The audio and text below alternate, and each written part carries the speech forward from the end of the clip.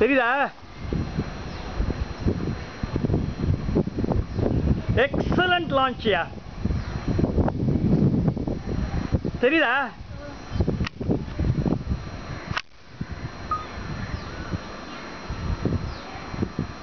Photo எடுத்து நான் இதை வீடியோ எடுத்துக்கிறேன், நீ ஃபோட்டோ மாத்திரம் எடு.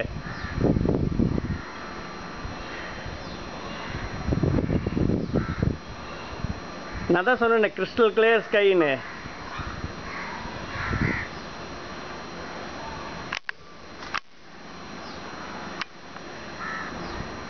ஓ சூப்பர்ரா அது.